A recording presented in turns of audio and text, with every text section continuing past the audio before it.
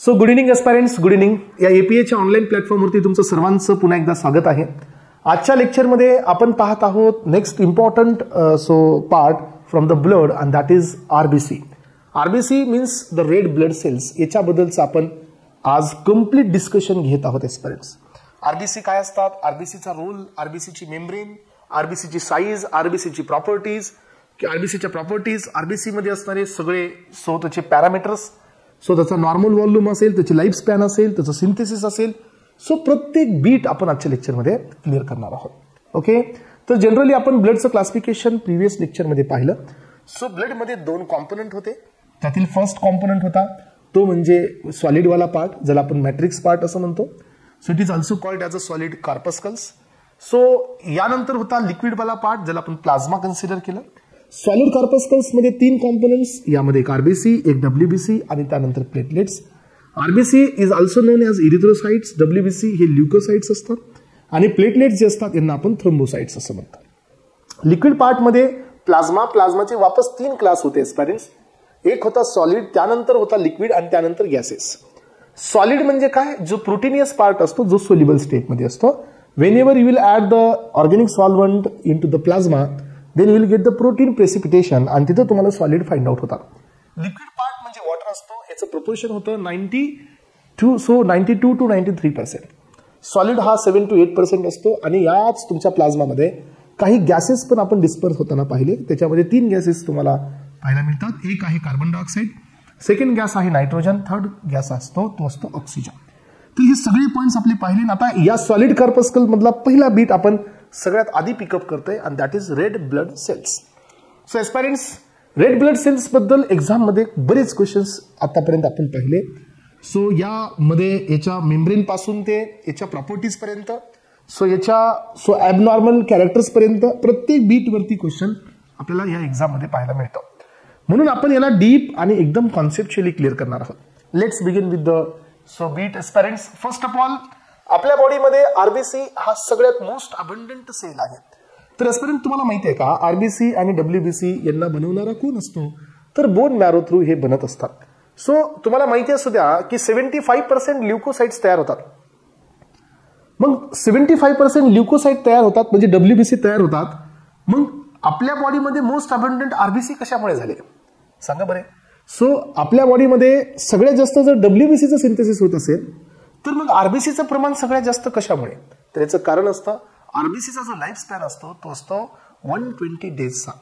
आणि त्यामुळे आरबीसीचं जे कॉन्सन्ट्रेशन असतं आपल्या ब्लड सेलमध्ये हे मोस्ट अबंडंट सेल असतो. म्हणजे याच्यापेक्षा ग्रेटेस्ट कॉन्सन्ट्रेशन असणारा कोणताच सेल आपल्या ब्लडमध्ये नसतो. त्यामुळे पहिलं स्टेटमेंट तुमच्या समोर आहे aspirant. Erythrocytes are the most abundant cells in the human body. Red blood cells are non nucleated. यांच्याकडे न्यूक्लियस नाही आहे, नॉन न्यूक्लिएटेड असतात एस्पायरंट्स. याच्यामध्ये पण एक स्टेटमेंट तुम्ही कधी कधी ऐकलं असाल की इनिशियली न्यूक्लियस असतो, but at the phase of maturation RBC जसा मॅच्युअर होतो तसं न्यूक्लियस हा डिसअपिअर होत असतो. न्यूक्लियस यामध्ये नाहीये.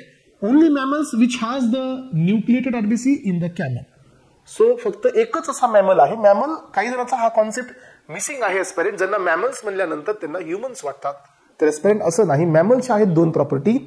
मॅमल्स आर द एनिमल्स ज्यांच्याकडे दोन प्रॉपर्टीज आहेत. त्यातली एक प्रॉपर्टी असते ज्यांना प्लॅसेंटा असतो. Placenta in the sense reproduction वाया प्लॅसेंटा. यानंतर पहा, सेकंड प्रॉपर्टी असते मिल्क सिक्रेशनची. ह्या दोन प्रॉपर्टी ज्यांना आहेत त्यांना आपण मॅमल्स असं म्हणतो एस्पायरंट्स. जसे की ह्युमन बॉडीचं जे रिप्रोडक्शन होतं हे वाया प्लॅसेंटाच होतं. फिटल डेव्हलपमेंट कुठं होते, प्लॅसेंटा हे टेम्परल कनेक्शन तयार होतं, याचे रिप्रोडक्शन होतं आपण पाहिलं. मॅमल्स एकच आहे ज्याच्याकडे आरबीसी मध्ये न्यूक्लियस असतो, that is what the camel. Red blood cells are also known as erythrocytes. Red colour of the RBC is just because due to presence of the colourful pigments that is called haemoglobin. आरबीसीचा जो red colour असतो एस्पायरंट तो कुणामुळे असतो, तर तो हिमोग्लोबिनच्या पिगमेंटमुळे असतो. हिमोग्लोबिनमुळे आरबीसीला red colour असतो. Itself RBC कुठल्याही स्वतःचा त्याला कलर नाहीये, पण हिमोग्लोबिनमुळे याला रेड कलर येतो. यानंतर पहा, आरबीसी प्लेज अन व्हायटल रोल. आरबीसीचा सगळ्यात महत्वाचा रोल आहे एस्पायरंट. कुठे आहे सांगा, आरबीसीचा रोल आहे ट्रान्सपोर्टेशन ऑफ गॅसेस. कारण हा दोघांनाही ट्रान्सपोर्ट करतो.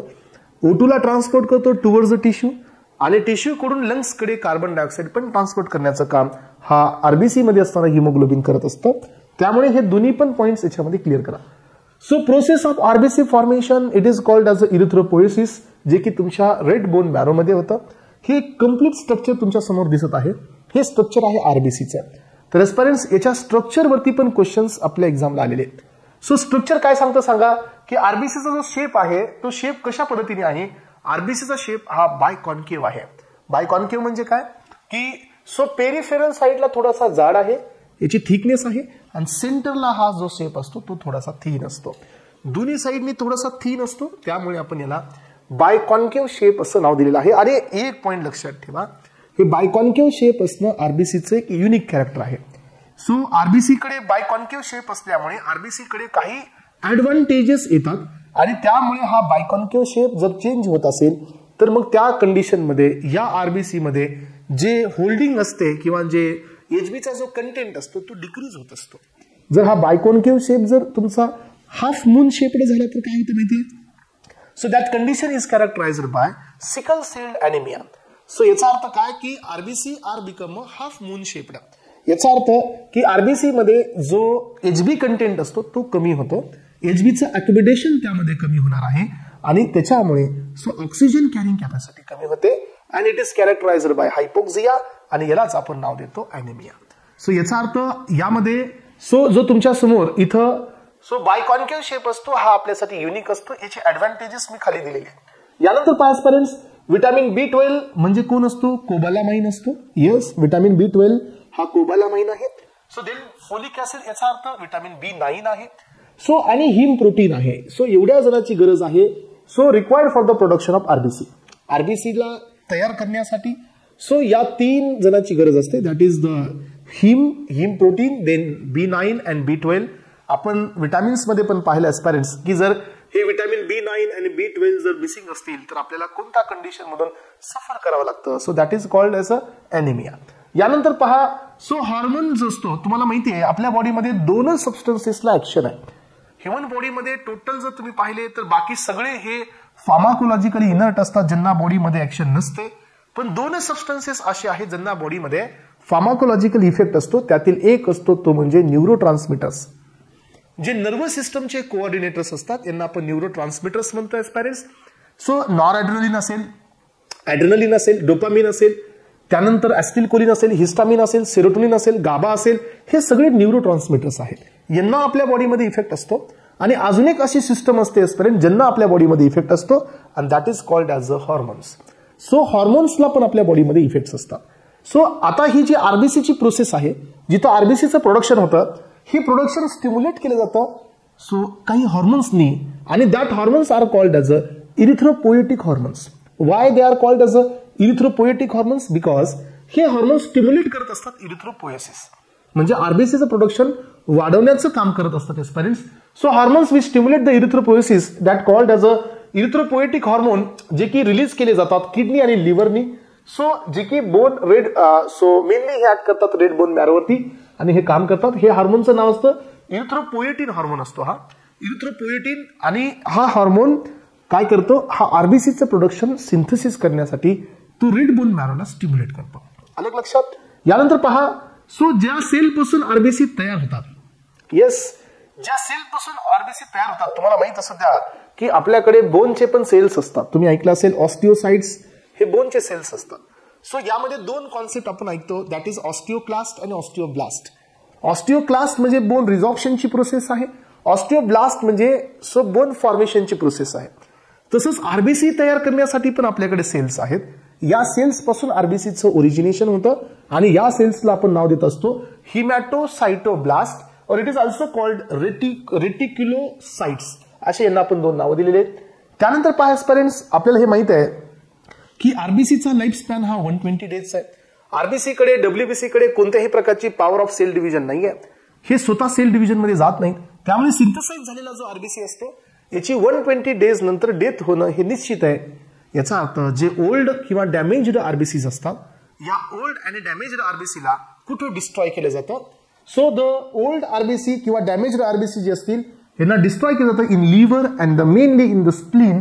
That is why the spleen is considered as a the graveyard of the RBC और it is also called as a blood bank. So आपल्या ह्युमनची ब्लड बँक ही स्प्लीन असतं. लक्षात ठेवा. याचं कारण आहे की इथं ओल्ड आणि डेड जे काही असतील किंवा डॅमेज्ड आरबीसीज असतील ते ह्या स्प्लीन मध्ये डिस्ट्रॉय केले जातात. यानंतर पहा students, so plasma membrane of RBC is highly permeable to the some ions and impermeable to the another ions. So काही आयन्ससाठी आरबीसीची प्लाझ्मा मेम्ब्रेन एंट्री अलाउ करते, तर काही आयन्ससाठी आरबीसीची प्लाझ्मा मेम्ब्रेन एंट्री देत नाही. मग मला सांगा ही प्रॉपर्टी कुणासारखी झाली? सो काही आयन्स हे परमेबल आहेत, काही आयन्स हे परमेबल नाही आहेत. तर या प्रॉपर्टीला आपण नाव दिलं so Donnan membrane property. So this is called as a Donnan phenomenon, जे की सिलेक्टिव्हली परमेबल आहे क्लोराईडला आणि बायकार्बोनेटला. HCO3 मायनस आणि Cl मायनस यांना ही परमेबल आहे. ज्यांच्यावरती निगेटिव्ह चार्ज आहे त्यांना ही परमेबल आहे. Impermeable to the sodium and the potassium यांच्यावरती पॉझिटिव्ह चार्ज असतो. तर ही सो प्लाझ्मा मेम्ब्रेन जी आरबीसीची असते ही यांना एंट्री देत नाही. Then this phenomenon is called as a Donnan phenomenon. Donnan membrane phenomenon काय असतो सांगा? तर इथं सिलेक्टिव्हली आयन्सला परमेबिलिटी असते, काही आयन्स हे इम्परमेबल असतात. ती सेम प्रॉपर्टी आरबीसीची पण प्लाझ्मा मेम्ब्रेन दाखवते, त्यामुळे ही प्रॉपर्टी यांना देण्यात आलेली आहे. त्यानंतरचा महत्वाचा बीट काय असपर्यंत माहितीये की आपल्याकडे जे ब्लड ग्रुपिंग असतं हे ब्लड ग्रुपिंग हे डिपेंड असतं आरबीसी वरती कोणता अँटीजन आहे. तुम्हाला मी हे पुढे शिकवणार आहे की ज्याचा ब्लड ग्रुप ए आहे त्याच्यामध्ये अँटीजन ए आहे. आपल्याकडे दोनच प्रकारचे क्लासिफिकेशन हे ऍक्सेप्ट करण्यात आलेत ब्लड ग्रुपिंगला क्लासिफाय करण्यासाठी. त्यातील पहिलं क्लासिफिकेशन असतं that is what the ABO classification आणि सेकंड क्लासिफिकेशन आहे ऑरेंज फॅक्टर क्लासिफिकेशन. सो जो ब्लड ग्रुप ए आहे त्याच्यात अँटीजन ए आहे. सो जो ब्लड ग्रुप बी आहे त्याच्यात अँटीजन बी आहे. जो ब्लड ग्रुप ए बी आहे त्याच्यात अँटीजन ए प्लस बी दोन्ही आहे. जो ब्लड ग्रुप ओ आहे त्याच्यात अँटीजन ए ही नाही आहे, बी ही नाही आहे. जो ब्लड ग्रुप ए आहे अँटीजन ए आहे पण त्याच्यात अँटीबॉडी बी आहे. जो ब्लड ग्रुप बी आहे त्याच्यात अँटीजन बी आहे पण अँटीबॉडी ए आहे. जो ब्लड ग्रुप ए प्लस बी आहे त्याच्यात अँटीबॉडी ए पण नाही आहे, बी पण नाही आहे. आणि जो ब्लड ग्रुप ओ आहे त्याच्यामध्ये अँटीजन ए पण नाही, बी पण नाही, त्याच्यामुळे अँटीबॉडी ए पण आहे, बी पण आहे. तर हे आता असं समजणार नाही. ज्यावेळेला आपण ह्या लेक्चरमध्ये जाऊ त्यावेळेला तुमच्या लक्षात येईल. मग आता ए मध्ये दोन class, A positive, A negative. Positive म्हणजे काय? अँटीजन ए आहे प्लस आरएच फॅक्टर आहे. सो ए निगेटिव्ह म्हणजे काय? अँटीजन ए आहे पण आरएच फॅक्टर नाही आहे. याचा अर्थ काय की आरएच फॅक्टर पण इम्पॉर्टंट असतो. आरएच फॅक्टर पण आपल्याला या ठिकाणी ब्लड डोनेट करत असताना किंवा ब्लडचं ट्रान्समिशन करत असताना तुम्हाला कन्सिडर करावं लागतं. स्पॅरिंग्स याचंही बेस आपण पुढे आपल्या या ब्लड ग्रुपिंग मध्ये पाहूया. सो ब्लड ग्रुपिंग ही फक्त आरबीसी वरती असणाऱ्या तुमच्या अँटीजनमुळे असते. त्यामुळे कधी कधी हा पण पॉईंट तुम्हाला विचारला जातो. त्यानंतर तुम्ही पाहू शकता की आरबीसी मध्ये एक क्लोराईड शिफ्ट होते. पहा, तुम्ही हे कधी ऐकलं असेल तर तुम्हाला ठीक आहे, नाहीतर मग आपण एक्सचेंज ऑफ गॅसेस मध्ये आपण शिकतो that is called chloride shift. याच्यामध्ये दोन इफेक्ट असतात एक्सपिरियन्स. एक असतो हेल्डन इफेक्ट आणि दुसरी असते हॅमबर्गर इफेक्ट. हे दोन इफेक्ट कुणामुळे होतात? तर या कार्बोनिक अनहायड्रेस एन्झाईममुळे होतात. त्यामुळे युनिकली लक्षात ठेवा हा कार्बोनिक अनहायड्रेस सो आरबीसी मध्ये पण असतो. हा कार्बोनिक अनहायड्रेस आईज मध्ये बी असतो. हा कार्बोनिक अनहायड्रेस किडनीवरती पण असतो, पीसीटी मध्ये. पीसीटी म्हणजे काय? प्रॉक्सिमल कन्व्होल्युटेड ट्यूब जे असते तिथंही प्रेझेंट असतो. म्हणजे या कार्बोनिक अनहायड्रेसची 3 लोकेशन आपल्या कोलॅजीमध्ये आहे. यानंतर पहा सो यामध्ये आपण पाहतो because of absence of nucleus. So RBC मध्ये काय काय नाहीये? सो आरबीसी मध्ये न्यूक्लियस नाहीये, एंडोप्लाझमिक रेटिक्युलम पण नाहीये, मायटोकॉन्ड्रिया ही अब्सेंट आहे, एस्पेरेंस गॉल्जी बी अब्सेंट आहे. त्यामुळे आरबीसी मध्ये जे रेस्पायरेशन होतं सो रेस्पायरेशन जे होतं ते अनारोबिक असतं. अनारोबिक याचा अर्थ काय की ग्लायकोलिसिस होते अनारोबिकली आणि एन प्रोडक्ट होतो लॅक्टिक ऍसिड आणि यामध्ये फक्त 2 ATP सिंथसाइज होतात. याचा अर्थ सो आरबीसीची जी एनर्जी सोर्स आहे ती फक्त ग्लायकोलिसिस आहे. आरबीसी हे क्रेब सायकल वरती डिपेंड नाही आहे किंवा आरबीसी मध्ये बीटा ऑक्सिडेशन होत नाही आहे. आरबीसी मध्ये फक्त काय होतं? Glycolysis and that is also anaerobic glycolysis. Only 2 ATP will get synthesized आणि हीच त्याची एनर्जी आहे. हा क्वेश्चन एक्झाम मध्ये ऑलरेडी आलेला आहे. त्यानंतर participants red cells does not have the insulin receptor. ह्या आरबीसी कडे इन्सुलिनचे रिसेप्टर्स नसतात. त्यामुळे सो इन्सुलिन आरबीसी मध्ये जे ग्लुकोजचं ऑप्टेक आहे हे इन्सुलिन मेडिएटेड नसतं बिकॉज त्याच्यावरती इन्सुलिनचे रिसेप्टर्स प्रेझेंट नसतात. So glucose uptake is not controlled by the insulin. Next point आहे RBC has the special type of cytoskeleton. Cytoskeleton म्हणजे मधल्या साईडला. सायटोस्केलेटन म्हणजे मध्ये जे एक नेटवर्क असतं जे कोलॅप्स होऊन येऊन असतं याला आपण सायटोप्लाझम मध्ये असणारं network that is called cytoskeleton. तर हे एका स्पेशल मटेरियलनी बनलेलं असतं एस्पेरेंट्स. सो हे स्पेशल मटेरियल आहे, एक आहे ऍक्टिन आणि दुसरं आहे स्पेक्ट्रिन. ह्या दोघांपासून बनलेलं असतं आणि याला होल्ड केलेलं असतं. अँकर्ड करणे म्हणजे काय, याला होल्ड करणे. होल्ड केलं असतं transmembrane protein by means another protein, हा असतो सो अँकायरिन. लक्षात ठेवा हे आहे अँकायरिन. सो वरती जे दिलं ते वेगळं आहे, हा दिलेला वेगळा आहे. आणि याच्यामुळे काय होतं की आरबीसीच्या प्लाझ्मा मेम्ब्रेनला स्टेबिलिटी मिळते. आणि लक्षात ठेवा सो यांच्या स्टेबिलिटीमुळे आरबीसीला फ्लेक्झिबिलिटी पण मिळते.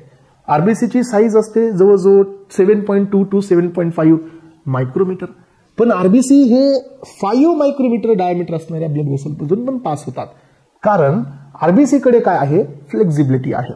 तर तोच पॉइंट मी इथं पुढे दिलेला आहे. Due to the flexibility of plasma membrane आरबीसीची साईज बघा, काही बुक्समध्ये 7.2 आहे तर काही बुक्समध्ये 7.5 आहे. त्यामुळे आपण सांगितलं की आरबीसीची साईज आहे 7.2 to 7.5 micrometre. So it can pass through the less diameter blood capillaries that is 5 micrometre. तर ज्या ब्लड व्हेसलची डायमीटर 5 मायक्रोमीटर आहे तिथून पण ही तुमची आरबीसी ज्याची साईज ही 7.5 मायक्रोमीटर आहे तरी पास होते. याचं रिझन आहे की आरबीसीच्या प्लाझ्मा मेम्ब्रेनमध्ये फ्लेक्झिबिलिटी आहे त्याच्यामुळे. ठीक आहे. त्यानंतर पहा so each human red blood cells contain so approximately 270 millions of Hb molecule. बघा मग आता एका आरबीसी मध्ये किती एचबी मॉलिक्युल्स असतात, तर जवळजवळ 270 मिलियन्स हे एचबी मॉलिक्युल्स आहेत. आणि ऍस्पिरंट तुम्हाला माहिती आहे का की एक एचबी मॉलिक्यूल किती ऑक्सिजनला कॅरी करतो. So a single HB molecule will carry 4 moles of oxygen. याचा अर्थ तुम्ही याला मल्टिप्लाय बाय 4 कराल तर तुम्हाला एका आरबीसीचा कॅरियर सो कॅरिंग कॅपॅसिटी मिळून जाईल. अलग लक्षात, कारण एका आरबीसी मध्ये किती एचबी आहेत, सो 270 मिलियन एचबी याच्यामध्ये होल्ड होतात किंवा अक्युमुलेट होतात. यानंतरचा नेक्स्ट पॉइंट आहे एस्पिरंट्स आरबीसीचं सिंथेसिस. मग आता तुम्हाला माहित असू द्या की आरबीसीचं सिंथेसिस हे आपल्या बाय बर्थ होत नाहीये. सो आरबीसीचं सिंथेसिस हे बर्थच्या आधी होतं. वेगवेगळ्या स्टेजेसमध्ये आपण पाहतो की आपल्याकडे रिप्रोडक्शनचे 3 महिन्याचे 3 स्लॉट असतात. यामध्ये मग आता प्रत्येक 3 महिन्यामध्ये वेगवेगळे ऑर्गन्स हे डेव्हलप होत असतात. सगळ्यात आधी झायगोट तयार होतो. झायगोट मग हा डिवाइड होत मरुल्ला तयार होतो. 32 सेल्स बॉल लाईक स्ट्रक्चर. मग ब्लास्टोसिस्ट तयार होतं. ब्लास्टोसिस्ट मग इम्प्लांट होतं. त्याच्यामधून 3 सो त्याच्यामध्ये एक आपल्याला आधी एक व्हॅल्व तयार होतं मध्ये सेंटरला. तिथून 3 लेअर जर्मिनेट होतात. एक होते एक्टोडर्म, त्यानंतर असते मेझोडर्म, त्यानंतर असते एंडोडर्म. आणि तिथून आपल्या बॉडीतले बरेच सगळेच ऑर्गन ह्या 3 लेअर पासून एक्झिस्ट होत असतात. मग यामध्ये सो आरबीसीची तयारी कुठून होते पहा.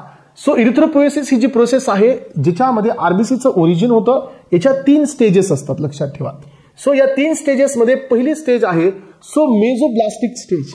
मेझोब्लास्टिक म्हणजे काय, सो फर्स्ट 2 months मध्ये इंट्रा युट्राइन म्हणजे काय की ज्या वेळेला फिटस हे पहिल्या 2 महिन्याचं आहे सो इंट्रा युट्राइन लाईफ मध्येच आरबीसीचं सिंथेसिस सुरू होतं. आणि हे सगळ्यात पहिल्यांदा आरबीसी तयार होतात यल्क सॅक पासून. पहिल्या 2 महिन्यामध्ये हे आरबीसी पहिल्यांदा तयार होतात. यानंतर असते हेपॅटिक स्टेज एस्पिरंट्स. सो जसं पुढचा सो 3rd month पासून जे आरबीसीचं सिंथेसिस होतं हे लिव्हर पासून व्हायला लागतं लक्षात ठेवा. त्याच्यानंतर 3ऱ्या महिन्यापासून जे आरबीसी तयार होतात हे लिव्हर पासून ओरिजिनेट होतात. स्प्लीन आणि lymphoidal organs also involve to the synthesis of RBC. आणि यानंतरची 3री स्टेज असते मायलॉइड स्टेज. यानंतर पहा लास्ट 3 महिन्यामधले म्हणजे शेवटच्या 3 महिन्यामध्ये आरबीसी जे सिंथेसाइज होत असतात एस्पिरंट्स हे रेड बोन मॅरो पासून सिंथेसाइज होतात आणि लिव्हर पासून. सो यानंतर तुम्ही पाहू शकता याच्या पुढे पण मी काही नोट पॉइंट्स दिलेले आहेत. न्यू बॉर्न बेबी मध्ये सो ग्रोईंग चिल्ड्रन आणि अडल्ट मध्ये आरबीसी हे फक्त रेड बोन मॅरो पासून तयार होतात. सो अप टू 20 years हे रेड बोन मॅरो पासून तयार होत आहेत एस्पिरंट्स, लॉंग बोन्स आणि फ्लॅट बोन्स पासून. After 20 years RBC are produce upon the membranous bone. या ठिकाणी नेक्स्ट पॉइंट आहे 75% bone marrow involve in the production of leucocytes. म्हणजे पहा की 75% जे बोन मॅरो असतो तो डब्ल्यूबीसी बनवतो and 25% bone marrow only synthesise RBC. पण तरीही आपल्याकडे ल्युकोसाइटचा नंबर कमी आहे. सो आरबीसीच्या नंबरपेक्षा याचा रेशो किती आहे पहा 1:500 चा आहे. म्हणजे आपल्याकडे 500 आरबीसीला 1 डब्ल्यूबीसी प्रेझेंट असतं. मग असं का झालं, सिंथेसिस तर सगळ्यात जास्त कुणाचा आहे डब्ल्यूबीसीचा आहे. मग डब्ल्यूबीसीचा नंबर का कमी आहे याचं रिझन आहे आरबीसीचा असणारा लाईफ स्पॅन. आरबीसी हे 120 days साठी असतात तर डब्ल्यूबीसीचा लाईफ स्पॅन हा जस्ट 6 to 7 days असतो. सो असा हा डिफरन्स असतो यामध्ये. यानंतर आता मी पुढे जात आहे एस्पिरंट नेक्स्ट बीटकडे, the properties of red blood cells. यामध्ये काही ऍडिशनल पॉइंट्स पण मी दिलेले आहेत आणि हा भाग थोडासा जास्त गरजेचा आहे, एक्झाम मध्ये जास्त वेळा येणार आहे. पहिल्यांदा इंट्रोडक्टरी पार्ट दिला, त्याच्यामधील पण काही पॉइंट्स ऑलरेडी एक्झामला आलेले आहेत एस्पिरंट्स. सो आता आपण हे पाहतोय की या तुमच्या प्रॉपर्टीज मध्ये पहिली प्रॉपर्टी आहे टोटल आरबीसी काउंट. सो आरबीसीचा टोटल काउंट हा 3 वेगवेगळ्या आपल्याला पॉप्युलेशन मध्ये पाहायचा आहे. सो आरबीसीचा काउंट मेल मध्ये, आरबीसी काउंट फिमेल मध्ये आणि आरबीसी काउंट अडल्ट मध्ये. तर लक्षात घ्या parents, number of RBC per cubic so MM so is called as RBC count आणि हा मेल मध्ये असतो 5.12 5.8 मिलियन्स पर MM क्यूब याच्यामध्ये असतो. यानंतर पहा फिमेल मध्ये तो किती असतो 4.32 5.2 मिलियन्स पर MM cube. New born baby मध्ये हा आरबीसी काउंट थोडासा जास्त असतो 6.82 सो 6.8च्या अप्रॉक्सिमेटली असतो. ऍव्हरेज मध्ये पाहिलं तर 6.8 असतो. आणि हा का जास्त असतो कारण जसं तुम्ही पाहिलं की न्यूबॉर्न बेबी जर समजा जॉन्डिस पासून सफर करत असतील तर आरबीसी काउंट हा कमी होत असतो. तुम्हाला माहिती असू द्या, जो कावीळ असतो बघा हा कशामुळे होतो की ब्लड मध्ये ज्या वेळेला बिलिरुबिनची लेवल वाढते आणि बिलिरुबिन हा येलो कलरचा पिगमेंट असतो त्यावेळेला तो जॉन्डिस होतो. आणि बिलिरुबिन हा कशाचा एन प्रोडक्ट आहे तर बिलिरुबिन हा आरबीसीचाच एन प्रोडक्ट आहे. लक्षात ठेवा, ज्याला आरबीसीचं लायसिस होतं, ब्रेक होतात, त्यावेळेला ते तुमचे शेवटी बिलिरुबिन मध्ये पण काही प्रमाण कन्वर्ट होत असतं. मग आता आपण नेक्स्ट पॉइंट कडे येतोय, आरबीसीचा life span.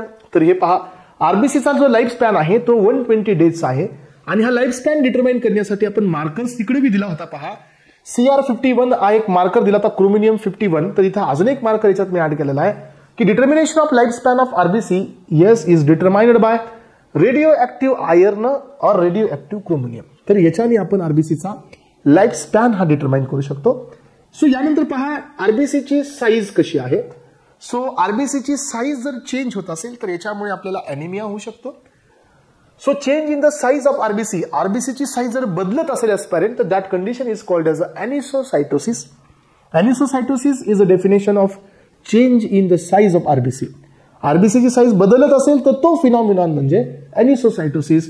Due to the vitamin B12 deficiency आरबीसीची साईज बदलू शकते, लार्जरला होऊ शकते, मायक्रोसायटिक अॅनिमिया असतो, मॅक्रोसायटिक अॅनिमिया असतो, सो हायपोक्रोमिक असतो, हायपरक्रोमिक पी असतो.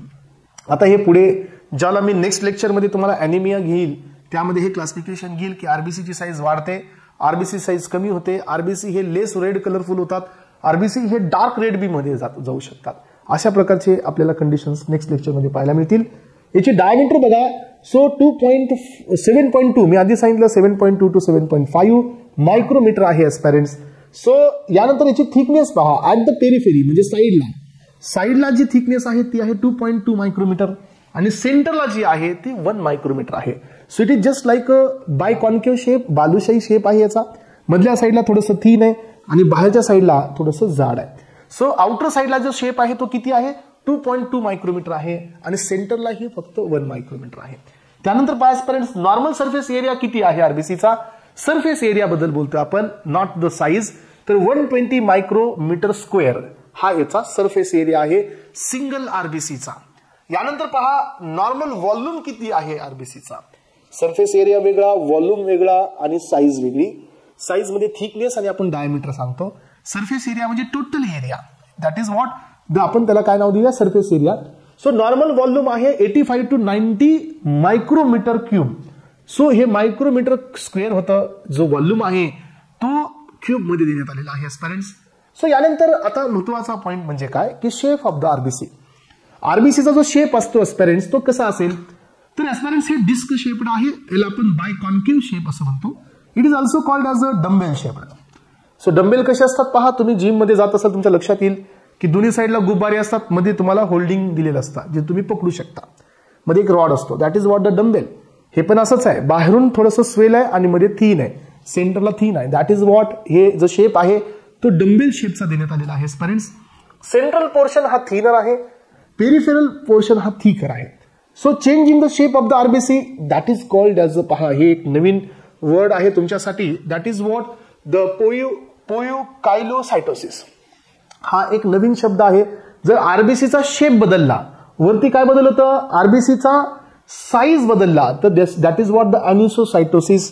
हा आहे तुमचा पोयो सो कायलोसायटोसिस. हा जो आहे हा चेंज इन शेप हे फिनॉमिनॉन सांगतो. यानंतर aspirants biconcave shape of the RBC has some mechanical and the functional advantage. Biconcave शेपचे काही बेनिफिट्स पण आहेत. मी तुम्हाला आधी पण याच्याबद्दल सांगितलं की बायकॉन्केव्ह शेप असणं हे आपल्यासाठी पण चांगली गोष्ट आहे. सो याचा पहिला बेनिफिट आहे एस्पिरंट्स बायकॉन्केव्ह शेप हा मोर अक्युमिडेशन करतो हिमोग्लोबिनला. म्हणजे बायकॉन्केव्ह शेप असल्यामुळे सरफेस एरिया वाढतो आणि सरफेस एरिया जास्त असल्यानंतर एचबीचं अक्युमिडेशन जास्त होतं. मग एक आरबीसी जेवढा एचबीला अक्युमिडेट करतो तेवढा एक एचबी हा 4 ऑक्सिजनला कॅरी करतो. सो त्यानंतर मग तुमची काय वाढते, ऑक्सिजन कॅरिंग कॅपॅसिटी वाढते. म्हणजे प्रत्येक टिश्यूकडे जे ऑक्सिजन जात आहे सो त्याची कॅरिंग कॅपॅसिटी इथं इम्प्रूव्ह होते. मग आता तुम्हाला माहिती असू द्या एस्पिरंट की जर आरबीसीचा शेप हा चेंज झाला तर मग काय होईल की एचबीचं जे अक्युमिडेशन असेल ते कमी होईल. मग एचबीचं अक्युमिडेशन कमी होईल तर डेफिनेटली ऑक्सिजन कॅरिंग कॅपॅसिटी बी कमी होईल and that may be leads to the anaemia. तर अॅनिमिया इथं होऊ शकतो. सो पहिला बेनिफिट इथं आपल्याला मिळाला, पहिला ऍडव्हान्टेज आपल्याला इथं मिळाला की मोर हिमोग्लोबिन यामध्ये स्टोर होऊ शकतात. Large surface area is provided for the absorption or removal of different substances. Yes, so exchange of ions होतं आरबीसी मध्ये पण. बायकार्बोनेट आयन असेल, सोडियम आयन असेल, क्लोराईड असेल. सो एक तुम्हाला माहित असू द्या क्लोराईड शिफ्ट पण असते आरबीसी मध्ये. जसं की तुम्हाला माहिती असू द्या मध्ये जो तुमचा निगेटिव्ह चार्ज जो असतो सोडियम बायकार्बोनेट पासून तयार झालेला बायकार्बोनेट आयन तो जसा बाहेर गेला की बाहेरच क्लोरीन मध्ये येतं and that is called as a chloride shift. हे तुम्ही ज्यावेळेला आपण एक्सचेंज ऑफ गॅसेस पाहू तिथं तुम्हाला हे मी देणार आहे. तर एस्पिरंट्स सो मिनिमल टेन्शन असतं या बायकॉन्केव्ह शेपचं. आपण काय पाहतो की मिनिमल सरफेस टेन्शन असतं त्यामुळे आरबीसी हे जास्त स्टेबिलाइज होतात. Minimal tension offered in the membrane when the volume of cell alter. जरी सेलचा व्हॉल्यूम थोडा कमी जास्त होत असेल तरी टेन्शन काही वाढत नाही. आणि आरबीसी या शेपमध्ये असल्यामुळे पास होतात मायन्यूट कॅपिलरीज पासून. म्हणजे 5 मायक्रोमीटरच्या पण कॅपिलरीज असतील तर तिथून पण हे आरबीसी या ठिकाणी पास होतात विदाउट गेटिंग डॅमेज न होता, कारण यांचा शेप बायकॉन्केव्ह आहे. आणि दुसरी गोष्ट काय, यांची प्लाझ्मा मेम्ब्रेन ही फ्लेक्झिबल आहे. सो एस्पिरंट्स यानंतर आता पुढे यानंतर आहे rouleaux formation. What it is. So ही पण एक प्रॉपर्टी आहे या आरबीसीची. याचं मिनिंग पहा. When the blood is taken out so from the blood vessels, ज्यावेळेला ब्लड हे आपण ब्लड वेसल्स मधून बाहेर काढू, RBC pile up one above another. RBC काय होतात, एकावर एक हे सेटल होतात आणि जस्ट लाईक द कॉइन्स हे सेटल होतात. सो पाईल अप होतात हे आणि पाईल ऑफ कॉइन्स बनवतात. And this property of RBC is called as a rouleaux formation. So accelerated by the 2 important points globulin आणि फायब्रिनोजन. याला अशा प्रकारची प्रॉपर्टी देतं. याचा काही एवढा असा डायरेक्ट बेनिफिट नाही आहे. सो यानंतर आरबीसीची स्पेसिफिक ग्रॅव्हिटी किती आहे. सो 1.0922 to 1.101 ही याची स्पेसिफिक ग्रॅव्हिटी आहे. सो पॅक्ड व्हॉल्यूम सेल्स म्हणजे काय, याच्याबद्दल आपण प्रिव्हियसली पण डिस्कशन केलं की जो हिमॅटोक्रिट रेशिओ असतो हा आरबीसी मुळे असतो. सो पॅक्ड व्हॉल्यूम किंवा cell volume is the proportion of blood occupied by RBC. So total blood मध्ये आरबीसीचं जे प्रोपोर्शन आहे, सो आरबीसी हा ब्लड मधला सगळ्यात मोस्ट अबंडंट सेल आहे. त्यामुळे जसं की आता आपण 10 ml ब्लड घेतलेलं आहे तर त्याच्यामधलं समजा 7.5 ml आरबीसी आहे तर that is called as a packed cell volume. म्हणजे फक्त आरबीसीचा व्हॉल्यूम जो आपण एक्सप्रेस करतो कशामध्ये, पर्सेंटेज मध्ये. So it is a proportion of blood to the RBC. आरबीसीच्या प्रोपोर्शन, ब्लडच्या प्रोपोर्शन मध्ये आरबीसी किती प्रेझेंट आहे that is called as a so packed cell volume. So it is also called as a haematocrit value. हे आपण पाहिली होती. So 45% of the blood and the plasma volume is 55%. चला तर यानंतर पहा पुढचा पॉइंट आहे suspension stability. So suspension stability म्हणजे काय, आरबीसीला जर तुम्ही एखाद्या लिक्विडमध्ये पास केलं आणि तुम्ही त्याला थोडंसं शेक केलं तर आरबीसी हे फ्लुइडाइज्ड स्टेटमध्ये पण स्टेबल होऊ शकतात. कारण आरबीसीचं नेचरच आहे फ्लुइडमध्ये राहणे. त्यामुळे सस्पेन्शनमध्ये आरबीसीला स्टेबिलिटी आहे. So during the circulation RBC remain suspended. बघा ज्याला सर्क्युलेशन चालू आहे तर आरबीसी कोणत्या फॉर्म मध्ये आहेत, सस्पेंडेड आहेत. सस्पेंडेड म्हणजे ते सेटल झालेले नाही आहेत, ते त्या ब्लडमध्ये सस्पेंडेड स्टेटमध्ये असल्यामुळे त्यांना सस्पेन्शन स्टेबिलिटी आहे. This property of RBC is called as a suspension stability. यानंतर पहा students the fate of are red blood cells. Fate म्हणजे काय असतो माहितीये का, अंतिम गोल. येस, आरबीसीचा अंतिम गोल काय आहे. आरबीसीचा म्हणजे शेवटी शेवट कसा होतो.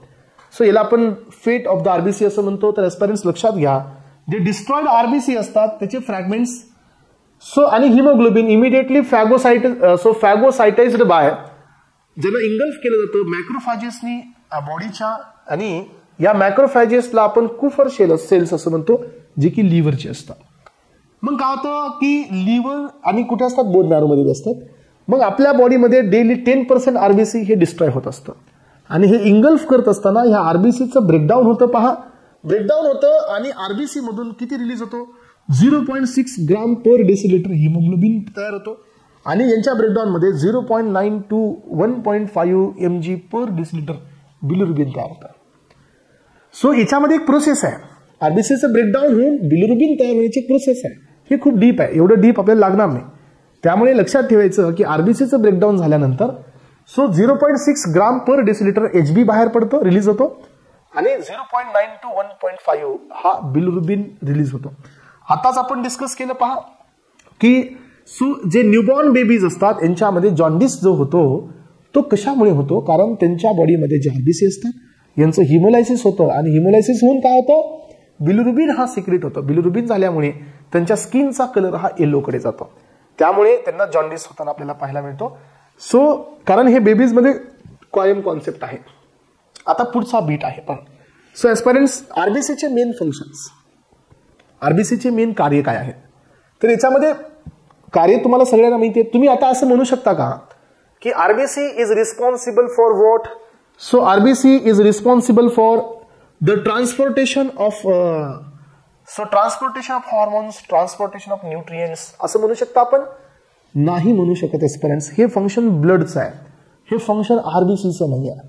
आता आपण ब्लड मधला एक युनिक सेल स्टडी करतोय, दॅट इज आरबीसी. याचा अर्थ याचे फंक्शन म्हणजे ब्लडचे फंक्शन्स नाही आहेत. अलग लक्षात, ब्लडचे फंक्शन्स वेगळे, पण ब्लडच्या फंक्शन मध्ये आरबीसीचं फंक्शन नक्की येणार, पण ब्लडचे सगळे फंक्शन हे आरबीसीच्या फंक्शन मध्ये नाही येणार. त्यामुळे इथं आपण वेस्ट ट्रान्सपोर्टेशन, न्यूट्रिएंट्सचं ट्रान्सपोर्टेशन हे आपण यूज करू शकत नाही. हे स्टेटमेंट यामध्ये यांचा रोल असतो सगळ्यात मेन, तो म्हणजे काय, तो असतो गॅसेसचं ट्रान्सपोर्टेशन. तर आरबीसीचा सगळ्यात पहिला रोल आहे ट्रान्सपोर्ट करणे oxygen from lungs to the tissue. Yes, so lung साईडला येणे, तिथं ऑक्सिजन घेणे, ऑक्सी हिमोग्लोबिन कॉम्प्लेक्स क्रिएट करणे, आणि तिथून ब्लड हे आपल्या सर्क्युलेटरी सिस्टम मध्ये म्हणजे पंपिंग डिव्हाइसकडे जाणे, हार्टकडे, तिथून पंप होऊन ते सगळ्या बॉडीमध्ये डिस्ट्रीब्यूट होणे. हे या ठिकाणी हिमोग्लोबिनचा रोल आहे. Haemoglobin in the RBC combine with the oxygen two form a oxy haemoglobin complex. तर एस्पिरंट्स, याच्या पण पाठीमागे फॅक्टर्स असतात बरं का. So factors responsible for oxy haemoglobin complex, असोसिएशनचे पण फॅक्टर्स असतात आणि डिसोसिएशनचे पण फॅक्टर्स असतात. एक साधंसं एक्झाम्पल देतो की जर आपल्या ब्लडचा पीएच ऍसिडिक कडे गेला, आपण पाठीमागेच पाहिलं की ब्लडचा पीएच हा स्लाइटली अल्कलाइन आहे, दॅट इज 7.4. तर 7.4 मध्ये ऑक्सिजन आणि हिमोग्लोबिनचा कॉम्प्लेक्स बेस्ट तयार होतो. जर तुमचा पीएच हा 7.2 झाला म्हणजे स्लाइटली अल्कलाइन कडून स्लाइटली ऍसिडिक कडे चालला, तर ऑक्सी हिमोग्लोबिन कॉम्प्लेक्स फॉर्मेशन हे इनहिबिट होतात. याचा अर्थ की oxy haemoglobin association, oxy haemoglobin dissociation हे काही फॅक्टर्स वरती डिपेंड आहेत, आणि हे फॅक्टर्स तुम्हाला एक्सचेंज ऑफ गॅसेस मध्ये येणार आहे, इथं नाही. ओके, मग ऑक्सी हिमोग्लोबिन कॉम्प्लेक्स इथं या तयार होतो एस्पिरंट्स. आणि हे पहा की ऑक्सिजन मध्ये 97% ऑक्सिजन हे हिमोग्लोबिननी कॅरी होता. तर लक्षात ठेवा एस्पिरंट्स, सगळ्यात लार्जर प्रोपोर्शन जो असतो ऑक्सिजनला कॅरी करणारा तर तो हिमोग्लोबिन असतो. सो काही प्रमाण ऑक्सिजनचं डिझॉल्व स्टेटमध्ये पण कॅरी होतं प्लाझ्मामधून, पण सगळ्यात जास्त कुठून कॅरी होतो तर हिमोग्लोबिन सोबत कॅरी होतो. लक्षात घ्या. यानंतर पहा ट्रान्सपोर्टेशन ऑफ कार्बन डायऑक्साईड. मग आता कार्बन डायऑक्साईड आपल्याला कुठून ट्रान्सपोर्ट करायचं आहे, टिश्यूकडून याला पिकअप करायचं आहे आणि कुठून नेऊन सोडायचंय, लंग्स साईडला. लंग्स साईडला CO2 आपल्याला रिलीज करायचं आहे. पण हे पण काम कुणाचं असतं, हे पण काम एचबीचं असतं. पण कार्बन डायऑक्साईड हा सगळ्याच एचबी थ्रू ट्रान्सपोर्ट नाही होत. लक्षात ठेवा, कार्बन डायऑक्साईड हा सगळ्याच एचबी मधून ट्रान्सपोर्ट नाही होत. कार्बन डायऑक्साईडचं काहीच प्रपोर्शन हे एचबी सोबत ट्रान्सपोर्ट होतं, काही प्रपोर्शन हे बायकार्बोनेट मधून ट्रान्सपोर्ट होतं. आणि सगळ्यात जास्त जर कार्बन डायऑक्साईडला ट्रान्सपोर्ट कोण करत असेल तर तो बायकार्बोनेट आयन असतो. HB नसतो, लक्षात घ्या. सो इथं पहा, haemoglobin combines with the carbon dioxide and they will form the carbamino haemoglobin complex तयार होतो. So 30% only 30% carbon dioxide is carried out by or transported by hemoglobin. Large amount of carbon dioxide is carried by bicarbonate ion. हे पहा, दिसते ना तिथं bicarbonate. सगळ्यात जास्त large amount जो असतो जवळजवळ 65 to 68% कार्बन डायऑक्साइड हे बायकार्बोनेट आयन पासून तयार होतो. आणि बायकार्बोनेट आयन हा सोडियम बायकार्बोनेट पासूनचं डिसोसिएशन असतं. Not sodium bicarbonate. Bicarbonate ion हा कार्बोनिक ऍसिडचं डिसोसिएशन असतं which has been dissociated by carbonic anhydrase. याचा अर्थ कार्बोनिक अनहायड्रेटचा इथं पण रोल आला. कार्बोनिक अनहायड्रेस हा बायकार्बोनेट आयन बनतो आणि बायकार्बोनेट आयन हा या ठिकाणी CO2 ला कॅरी करतो. तुम्हाला हे माहिती असू द्या की आपल्याकडे वॉटर आणि कार्बन डायऑक्साइड या दोघांचे मिळून कार्बोनिक ऍसिड तयार होतं. हे पण काम कोण करतं? कार्बोनिक अनहायड्रेजच करतो. तुम्हाला वाटलं असतं थोडंसं मी इथं दाखवतो, कारण कन्फ्युज होत असेल नक्की मला वाटतंय. यामध्ये एक रिएक्शन तुम्ही आधी समजून घेण्याचा प्रयत्न करायचा पेरेंट्स. हे पहा, आता आपल्या सेलमध्ये काय निघतोय? CO2. मग CO2 ला वॉटर सोबत कंबाईन केलं की काय तयार होतो? H2CO3 झाला का कार्बनिक ऍसिड. तर हे पण काम कोण करतं? कार्बोनिक अनहायड्रेस करतो. आणि हे रिव्हर्सिबल रिएक्शन असते. याचं स्पॉन्टेनियस डिसोसिएशन होतं H+ मध्ये आणि HCO3- मध्ये. हे झाला बायकार्बोनेट. याचा अर्थ हा जो CO2 तयार झालाय हा CO2 सगळ्यात जास्त प्रोपोर्शन मध्ये या फॉर्म मध्ये ट्रान्सपोर्ट होतो. हिमोग्लोबिन सोबत तर कॉम्प्लेक्स तयार करतो पण ओनली 30%. याचा अर्थ की मॅक्सिमम हिमोग्लोबिन सोबत कार्बन डायऑक्साइड हा ट्रान्सपोर्ट होत नसतो, बायकार्बोनेट मधून ट्रान्सपोर्ट होत असतो. एस्पायरिन मी हे रिपीट याच्यासाठी करते की क्वेश्चन्स मध्ये हे आलेलं आहे. ऑक्सिजन हे 97% HB सोबत ट्रान्सपोर्ट होतं आणि कार्बन डायऑक्साइड हा 70% आसपास बायकार्बोनेटच्या फॉर्म मध्ये ट्रान्सपोर्ट होतो, not to the haemoglobin. Haemoglobin हा कार्बन डायऑक्साइडचा मेन ट्रान्सपोर्टर नाही आहे. हिमोग्लोबिन पण ट्रान्सपोर्ट करतो बट अप टू 30% ओनली. अलग लक्षात. चला यानंतर पहा aspirants. It helps to transport the carbon dioxide in the form of the carbonate. हे पहा, कार्बोनेट मधून पण हे ट्रान्सपोर्ट होतं. हे बघा, मी तुम्हाला सांगितलं की 63% म्हणजे अप टू 70 म्हणला मी. 63% कार्बन डायऑक्साइड हा बायकार्बोनेट आयन पासून ट्रान्सपोर्ट होत असतो. आणि मग आता बाकीचा जो शिल्लक राहिलेला आहे 7% तो कुठून ट्रान्सपोर्ट होतो? तर तो डिझॉल्व स्टेट मधून ट्रान्सपोर्ट होतो प्लाझ्मा मधून. यानंतरचं तिसरं आणि महत्वाचं फंक्शन काय? तिसरं आणि महत्वाचं फंक्शन आहे आरबीसीचं. That is what RBC will act as a buffer. Buffer कोण असतं पेरेंट्स? बफर्स म्हणजे रेजिस्ट करतात चेंज इन द पीएच, त्याचं काम करतं हा. Haemoglobin function as a good buffer by its action. हा रेग्युलेट करतो hydrogen ion concentration and play important in maintaining the pH. यानंतर आरबीसीचा मेन रोल असतो ब्लड ग्रुपिंग मध्ये. ब्लड ग्रुपिंग मध्ये याचा रोल आहे कारण RBC carry blood grouping antigen. आरबीसीच्या प्लाझ्मा मेम्ब्रेन वरती ब्लड ग्रुपिंगचा अँटीजन असतो आणि त्याच्यामुळे ब्लड ग्रुपिंग हे आरबीसीचं फंक्शन आहे, हे डब्ल्यूबीसीचं फंक्शन नाही आहे. ज्याच्याकडे ए अँटीजन आहे तो ब्लड ग्रुप ए, ज्याच्याकडे बी आहे तो ब्लड ग्रुप बी. आरएच फॅक्टर पण आपल्याला कन्सिडर करावं लागतं. ज्यावेळेला आपण याच्यात जाऊ त्यावेळेला हे क्लिअर करू आपण. It helps to determine the blood groups. याच्यामुळे आपण ब्लड ग्रुपिंग डिटरमाइन करू शकतो. एस्पेरेंट्स हे झाले छोटे मोठे बीट्स आणि महत्वाचे होते सगळे. हे सगळ्या प्रॉपर्टीज आपण या ठिकाणी पाहिलेले आहेत. आता आपण या ठिकाणी पुढे जात आहोत नेक्स्ट बीट कडे आणि तो आहे पॅथॉलॉजिकल कंडिशन्स. पॅथॉलॉजिकल कंडिशन्स म्हणजे काय? की काय चेंजेस झाल्यामुळे काय होऊ शकतं. समजा आपल्या बॉडीमध्ये आरबीसीचा काउंट हा नॉर्मलपेक्षा कमी गेला तर ती कोणती कंडिशन आहे? आपल्या बॉडीमध्ये आरबीसीचा काउंट हा नॉर्मलपेक्षा जास्त झाला तर ती कोणती कंडिशन आहे? तर एस्पेरेंट्स यामध्ये पहिली कंडिशन थोडी मेन आहे, महत्वाची बी आहे. याच्यावरती काही गोष्टी थोडेसे डीप लेवलला मी तुम्हाला दिलेल्या आहेत. पहिली कंडिशन आहे polycythaemia. It is a blood disorder where the abnormal increasing the number of red blood cells in the body than normal. जर आपल्या बॉडीमध्ये नॉर्मलपेक्षा जास्त जर ब्लड सेल्सचं इम्प्रूव्हमेंट किंवा नंबर इन्क्रीज होत असेल आरबीसीच्या, तर याला आपण नाव देत असतो पॉलिसायथेमिया. मग आपण हे पाहतो की कोणत्या कंडिशन मध्ये आपल्या बॉडीच्या कोणत्या कंडिशन मध्ये हे रेड ब्लड सेल्स इन्क्रीज होतात. It occurs in following conditions. त्यातील पहिली कंडिशन आहे एज. आरबीसी हे एज रिलेटेड वरती पण इन्क्रीज होऊ शकतात. जसं की सो जे न्यू बॉर्न असतात बाय बर्थ यांच्यामध्ये आरबीसी जास्त असतात. आपण पाहिलं की 6.8 मिलियन्स पर mm³ हा आरबीसीचा काउंट असतो. काही काही बुक्समध्ये तर तो 7 पर्यंत दिलेला आहे. तर पहा, so at the birth RBC count is 8 to 10. बघा, 8 to 10 मिलियन्स पर mm³ एवढा आहे. The count decrease within 10 days after the birth due to the destruction of RBC causing the physiological jaundice. हा, काही जणाला जॉन्डिस होतो आणि मग तो count हा वाढलेला कमी होतो. सो डॉक्टर म्हणतो जॉन्डिस होणं आता काही इतकं जास्त प्रॉब्लेमॅटिक नाही आहे, नॉर्मल होत चाललंय हे सगळं. कारण का वाढलेला आरबीसीचा काउंट हा असाच कमी होतो जॉन्डिसने. सो यानंतर पहा, सेक्सवरती पण डिपेंड असतं. जसं की ड्युरिंग द रिप्रोडक्टिव्ह पिरियड म्हणजे फिमेल काउंट हा लेस असतो than the male count. Yes, फिमेलमध्ये आरबीसीचा काउंट हा प्रेग्नन्सीमध्ये कमी असतो ॲज कम्पेअर टू मेल. मेलपेक्षा कमी असतो. सो यानंतर पहा, हाय अल्टिट्यूड. याचा अर्थ काय माहिती आहे का पेरेंट्स? तुम्हाला माहिती असू द्या की हाय अल्टिट्यूड म्हणजे काय? जर C level, G mean C level असते त्याच्यावरी तुम्ही जेवढं जाल तिथं तुम्हाला हायपोक्सियाची कंडिशन पाहायला मिळते. हायपोक्सिया म्हणजे काय? ऑक्सिजन तिथं ऑलरेडी कमी असतं आणि सो आरबीसीचा काउंट पण कमी होत असतो. High altitude increases the RBC count more than. So एक मिनिट हा, याचं एक कारण तुम्हाला सांगायचं. हा, so this is not the direct effect, this is an indirect effect. तुम्हाला माहिती असू द्या आपल्या बॉडीमध्ये ना, सो काय असतं, फीडबॅक मेकॅनिझम असतात, फीडबॅक इनहिबिशन असतं. तुम्ही एक गोष्ट ऐकली असेल, आपल्या इंडियामध्ये जी सगळ्यात टफेस्ट बॉर्डर आहे इंडियन आर्मीची, ती बॉर्डर आहे इंडिया अँड चायनाच्या मध्ये. That border is non as Siachen border. तर ती सियाचीनची बॉर्डर जी आहे ही खूप हाय अल्टिट्यूडला आहे, म्हणजे खूप ग्राउंड पासून खूप वरती आहे.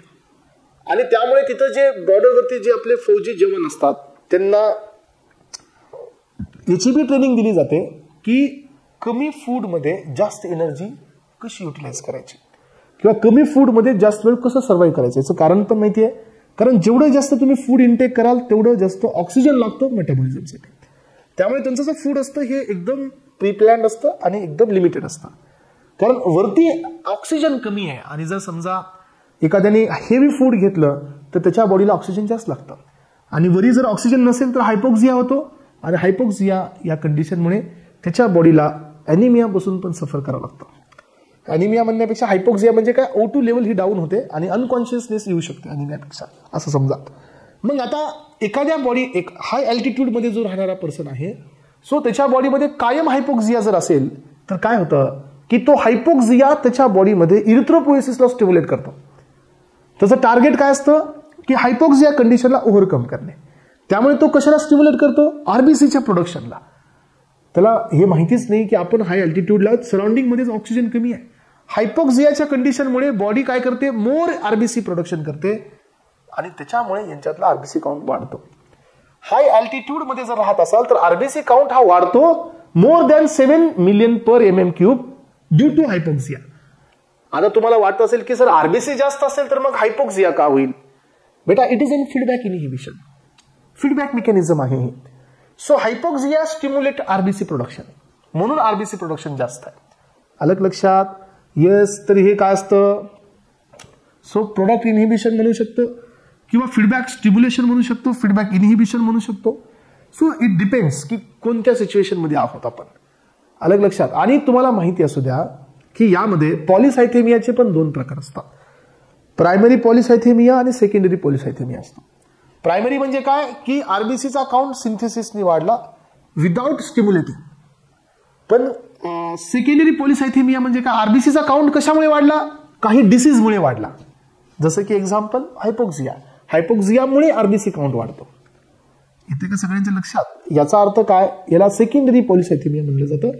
हायपोक्सिया स्टिम्युलेट किडनी. बघा, hypoxia stimulate kidney to secrete the hormone. कोणतं हार्मोन सिक्रेट होतं? इरिथ्रोपोएटिनचं हार्मोन सिक्रेट होतं आणि erythropoietin hormone will act on the red bone marrow. आणि हे कशाचं सिंथेसिस वाढवतं? आरबीसीचं. आरबीसीचं सिंथेसिस या ठिकाणी वाढतं. यानंतर पहा मस्क्युलर एक्झरसाइज, याच्यामुळे पण आरबीसीचा काउंट वाढतो. कसा वाढतो माहिती आहे? हे पहा पॅरेंट्स की ज्या वेळेला आपण मसलला स्ट्रेच करतो, मसलला एक्सरसाइज मध्ये घेऊन येतो, त्यावेळेला मसलमध्ये लार्ज अमाऊंट ऑफ ग्लायकोजन असतं. लक्षात ठेवा. ग्लायकोजन हे मसलमध्येही आहे, ग्लायकोजन हे लिव्हरमध्येही आहे. सो ग्लायकोजेनेसिस ही मसलमध्ये पण होते, ग्लायकोजेनेसिस ही लिव्हरमध्ये पण होते. आणि जर समजा ग्लायकोजन जास्त आहे मसलमध्ये आणि ज्यावेळेला आपण मसलचं काय करू, एक्सरसाइज करू, त्यावेळेला ग्लायकोजनचं कन्व्हर्जन ग्लुकोजमध्ये होतं आणि दॅट प्रोसेस इज कॉल्ड ग्लायकोजिनोलायसिस होते. आता ग्लुकोजमध्ये प्रोडक्शन झाल्यानंतर मसलला काय लागते, एनर्जी. कारण muscle contraction is just because of actin myosin filament theory. तर ऍक्टिन मायोसिन फिलामेंट थिअरीसाठी तुम्हाला एटीपी लागतो. मग एटीपी साठी तुम्हाला काय करावं लागेल, ग्लायकोलिसिस करावं लागेल. मग ग्लायकोलिसिस होते, जेवढी ग्लायकोलिसिस आणि जेवढं टीसीए होतील तेवढं मसल मधले O2 युटिलाइज होतात आणि मसलमध्ये O2 शिल्लक राहत नाहीत and that may be leads to the हायपोक्सिया.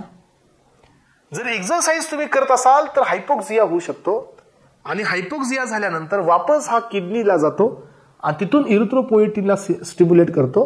Erythropoietin पुन्हा रेड बोन मॅरोकडे जातो आणि काय तयार करतो, आरबीसी तयार करतो. याचा अर्थ जे पर्सन कायम एक्सरसाइज करत असतात त्यांच्या बॉडीमध्ये आरबीसीचा काउंट हा नॉर्मल पेक्षा जास्तच असतो. याचा अर्थ ते पॉलिसायथेमियापासून सफर करतात.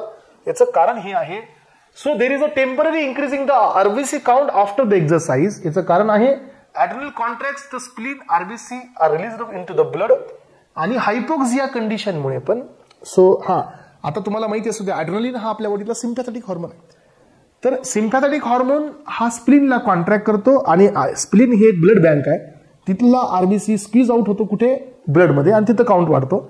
दुसरी कंडिशन काय आरबीसी वाढण्याचं एक्सरसाइजमध्ये, की एक्सरसाइजमुळे मसलमध्ये O2चा युटिलायझेशन होतं टोटल आणि मसलमध्ये हायपोक्सिया होतो आणि हायपोक्सिया अगेन फीडबॅक मेकॅनिझमनी आरबीसीचं प्रोडक्शन करतो, म्हणून इथं आरबीसीचा काउंट वाढतो. तर एस्पेरेंट्स इमोशनल कंडिशनमुळे पण आरबीसी वाढतो. RBC count increase during the emotional conditions such as the anxiety. It's just because of increasing the sympathetic activity as in case of muscle exercise. Same concept आहे. मसलच्या केसमध्ये जसं झालं तसंच इथं सिम्पॅथेटिक सिस्टम, सो इमोशनल कंडिशनमध्ये हे RBC इथं production वाढतं एस्पेरेंट्स. तर आता तुम्हाला लक्षात ठेवायचं हे फक्त फॅक्टर्स आहेत. एक्झाममध्ये कधी एवढ्या थोडंसं खाली डीप जाऊन जर क्वेश्चनमध्ये आलं तर तुम्हाला हे सांगता यावं. यानंतर आहे erythrocytopenia. What is this erythrocytopenia? इरिथ्रोसाइटोपेनियाचा अर्थ असतो एस्पेरेंट्स, सो आरबीसीचा जो काउंट असतो तो नॉर्मलपेक्षा कमी झालेला असतो. तर एस्पेरेंट्स आरबीसीचा काउंट हा नॉर्मलपेक्षा कमी कधी होतो, तर याचे काही कंडिशन्स बी आहेत. सो तुम्हाला माहिती असू द्या, याला आपण इरिथ्रोसाइटोपेनिया, याला आपण ॲनिमिया बी म्हणू शकतो. Decreasing the RBC count occurs in following physiological condition. त्यातली मेन आहे pregnancy. In the pregnancy RBC count decreases because increasing the extracellular volume. आणि तुम्हाला माहिती आहे का, आपल्याकडे काही ड्रग्स बी आहेत, टॉक्सिक ड्रग्स असतात जे की हिमोलायसिस इंड्यूस करतात, जसं की प्रिमाक्विन. प्रिमाक्विन हा एक ड्रग आहे जो की अँटी मलेरियल ड्रग आहे आणि जो ड्रग दिल्यानंतर आपल्या बॉडीमध्ये हिमोलायसिस इंड्यूस करतो. हिमोलायसिस कुणामध्ये होतं माहिती आहे का एस्पेरेंट्स? एक मेकॅनिझम तुम्हाला माहिती आहे का? पहा, आता याच्या आधी आपण एक एचएमपी शंट पाथवे पाहिला बघा. एचएमपी शंट पाथवे आठवतो तुम्हाला? ग्लायकोलिसिसचा अल्टरनेटिव्ह पाथवे होता. तर ह्या एचएमपी शंट पाथवेमध्ये जो मेन एन्झाईम असतो तो कोण असतो? ग्लुकोज 6 फॉस्फेट डिहायड्रोजिनेस असतो. मग जे लहान मुलं, जे चाइल्ड ज्यांच्यामध्ये ग्लुकोज 6 फॉस्फेट डिहायड्रोजिनेस एन्झाईम नाही आहे आणि जर त्यांनी तो प्रिमाक्विनचा ड्रग घेतला तर मग त्याला हिमोलायसिस होतं. तुम्ही म्हणाल सर मग ग्लुकोज 6 फॉस्फेट असं काय करतं? तुम्हाला माहित असू द्या, ग्लुकोज 6 फॉस्फेट हा एक शंट पाथवे आहे. हा शंट पाथवे कशामुळे आहे? कारण हा आपल्या बॉडीमध्ये काय करत आहे सांगा? सो हा आपल्या बॉडीमध्ये डायरेक्ट एटीपीचं सिंथेसिस नाही करत, तर हा सिंथेसिस करत असतो NADPH2चा आणि NADPH2 हा आरबीसीचा प्रोटेक्टर असतो.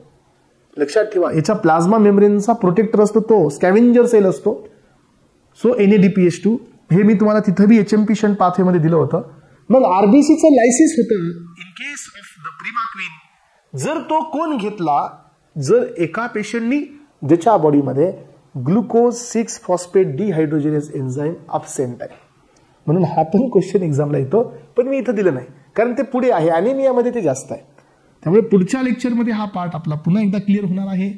So erythrocytopenia, polycythaemia, properties of RBC, आरबीसीचे युनिक पॉइंट्स, आरबीसीचं सिंथेसिस, इरिथ्रोपोएसिस, इरिथ्रोपोएटिन हॉर्मोन आरबीसीची मेम्ब्रेन, आरबीसी मधले न्यूक्लियस असणे की नसणे, एरोबिक की एनारोबिक, डोनल मेम्ब्रेन म्हणजे काय, आरबीसीचा काउंट, आरबीसीची लाईफ, आरबीसीची सायटोस्केलेटन. तर मला असं वाटतं की आजच्या या लेक्चरमध्ये आरबीसी बद्दलची कंप्लीट इन्फॉर्मेशन आपण घेतलेली आहे.